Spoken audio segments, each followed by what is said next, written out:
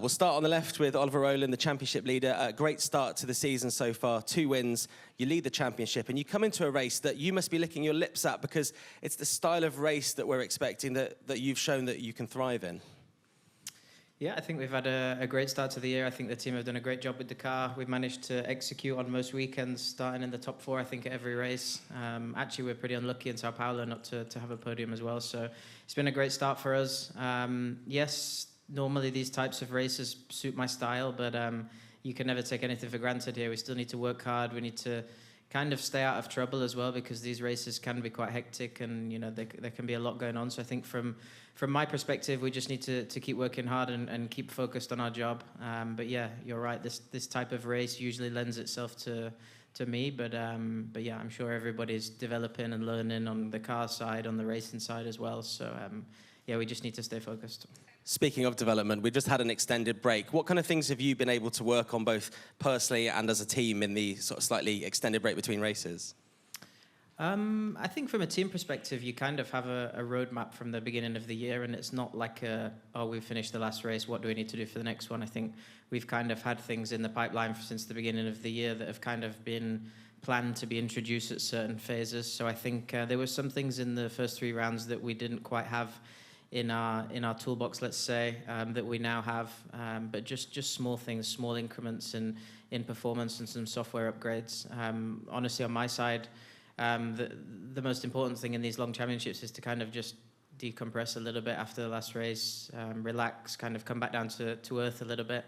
And then, yeah, just been busy with some other stuff. I've attended quite a lot of the Formula 2 testing and races in between that, and just trying to almost switch off from Formula E and then come back to it a couple of weeks ago and go at it for the race. Yeah, a fresh mind. What do you make of this modified track then at Homestead? And which maybe other track for fans who are watching would you compare it to in terms of strategy? I think the track in itself on one lap is going to be quite okay. I think there's some turn 1, turn 12 is going to be quite exciting, quite quick. I think there's a bit of a question mark over turn 2 and the last corner in terms of how much we're going to use and how that's going to look, and the cones and how they're placed. And I think for the race, it's going to be quite a lot of saving, pretty hectic, slow race in the beginning. That'll sort of pick up from midway through. But I'm probably thinking more towards somewhere like Misano, probably in between the 2 races that we had there. And hopefully not a repeat of Misano for you personally. No, just one more lap. Yeah, right. Just one more lap. You could hashtag that. Thank you very much, Ollie. Again, there'll be opportunity to ask questions straight after. Jake Dennis is wearing the new Andretti kit for this weekend. We were talking to Roger, who was wearing the kind of old stuff. This is the new Miami vibe. Are you digging this new look? Yeah, it's all right. The pause there was awkward. I like the car. The team kit, questionable. But yeah, it's obviously our home race, so it's nice to do something different. And yeah, just very much looking forward to obviously getting going. It's been a long time since Jeddah now, and I think we're all quite eager to just do some laps. It was kind of a mixed weekend for you in Jeddah. What is the kind of the key thing that you're trying to get right this time around for this to be like a springboard for your season now? One of the biggest things is reliability. You know, we've had an awful year. We've had 2 failures out of 4. So that's been a big question mark for us. Nothing really what we can do from our side. But yeah, just a bit unfortunate with the certain failures we've had. And then just pace. You know, I think we were quite fortunate that we were okay in the racing. We generally always are in these sort of peloton races. We understand it well and can always move forward. But ultimately, when I hit the front, it was like I arrived at a different category to the other cars. You know, the amount of grip and traction they had was pretty impressive. So we've had to work quite hard on all this in the 8-week break or whatever it's been. I'm confident we've made some improvements. You know, I'm not expecting to now just go out there and stick it on the front row. You know, we need to be realistic, and if we can try and make it back into the duels, then I think we've made a step. Ultimately, qualifying here is irrelevant. You can win the race from last, no problem. So it's, yeah, just more of a, if we qualify at the front, it's a bit more of a breather going into the races where it will matter. You know, Monaco, Tokyo, London, it's all these races coming up. You need to have a good qualifying car. But yeah, nevertheless, yeah, feeling confident that we can have a good result here.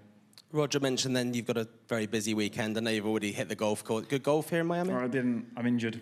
Oh, you're injured. You're off golf? I am off golf for about another 7 weeks, unfortunately. I'm so sorry. I know you played golf here last time. That was at Evo Sessions, wasn't it? So at least you got some Miami golf in. I digress. You've got a very busy weekend. You're flying straight off to the West Coast. It must be exciting to be part of, an organisation that can do so many different championships and have these opportunities for drivers. Yeah, it's a busy schedule for us. The home race is always an exciting one. And as you mentioned, we've got the whole of TWG Motorsport Racing this weekend. You've got the NASCAR today, and then you've obviously got IndyCar, IMSA, ourselves. So, we'll be flying to Long Beach Saturday night. And then, watching the IndyCar race. So, a lot going on. It's cool to obviously be part of this, this global partnership with these guys and to do some cool things. It'll be obviously my first IndyCar experience. Very much looking forward to it. Awesome. Best of luck with your golf rehab. We'll move on to Dan Ticktum on the right here. This is a home race for Cupra Kiro. There's a lot of important people here, I know, and they'll be watching on, and I know that you'll be, showing them the garage and showing them how everything works. How much pressure does that put on you as a driver and as a team to get a good performance in the books for Miami? A little bit more pressure, I would say. I just want to do them proud, really. It's a big project that they've embarked on. The people that have bought the team have not done things in racing before, so it's a bit of a step for them. But it'd be nice. I haven't actually met the majority shareholders yet, so that would be really nice to meet all of them. We've got a lot of people from Cupra coming as well, so there's been great support from their side too. Overall, I've been bored really the last 8 weeks. It's just a big old gap, and I think this is a great place. Honestly, I think this track's going to be quite fun to drive on one lap. I know you asked Ollie about what we think of the Formula E editions. I don't like them personally. I think Turn 1 has been a bit ruined, but we'll see how that pans out with the grass. Overall, looking forward to the weekend. There's been a lot going on in the background in the last few weeks.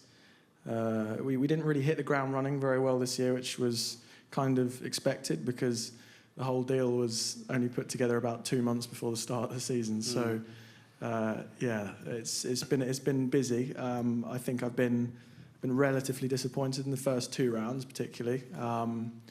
But I think we're getting there now. I think the stuff with the systems we're understanding. Also, me as a driver, it's been quite different to what I've been used to in the last 3 years. So, but I think we're getting there. I was going to say, despite your disappointment, it's probably been the best start you've had in Formula E, but that's surely down to the car beneath you being, you having more faith in it and you believing you can achieve more. What is achievable from now until the end of the season, do you think? Yeah, well, like you say, it's all relative. I mean, the last 3 years were hell, to be honest. So it's nice to know you can turn up with a car and you don't have to go home after qualifying. So, I think looking forward to the rest of the season.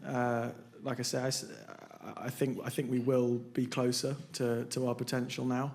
The 1 lap pace has been a bit of a question mark for me because that was our strength last year, and we've tried to translate some of the things that we had last year to this car and try and build on it. But like I say, there's a lot of differences. But I'd like to have a podium by the end of the year. That would be cool. But I don't really set goals in stone. I just sort of tick boxes along the way, and what happens. So such a box ticker. Yeah, I know. I'm so good. Yeah. You've Cupra Kiro have kind of ticked the box of doing some pretty cool things recently. We saw Mr. Beast at the Evo Sessions, and now like Jake, you're driving a slightly different design car. In fact, probably you haven't actually driven the car that's looked the same at any race this season. I've not. Can you tell us a little bit behind the scenes of how this Marvel collaboration's come about? Because it's pretty cool. Yeah, it is very cool. I think the whole Marvel universe, this whole new concept with Thunderbolts that they're doing, I think a lot of it's come from Cupra. I don't know the absolute details, so but yeah, to be a part of it and to run a livery and help promote, a studio as big as that is quite cool, as me personally, and obviously for the team as well. But we've been doing some really cool things. I've been struggling to keep up actually. There's been so much going on, and some of you might be surprised, but I actually really enjoyed doing all this media stuff. So it's been very, very cool. As long as you're painted as a Marvel superhero, not a villain, right? Well, Nah, I'd rather be a villain, mate, to be honest. Okay, somehow I think you suit that role. Thank you Yeah, very much, Dan. exactly. We have time for some questions. If anyone would like to ask a question, maybe some new faces. No? I've got one last question for you. Favourite Pitbull song? We're in Miami. Anyone? Timber? I'll take that one. Yeah? Timber. You're a Pitbull guy, aren't you? Maybe when I was at 12. Oh, sorry. I've offended Jake Yeah, it's Dennis. like year 8 music. On the back of the school bus. Thank you very much, guys.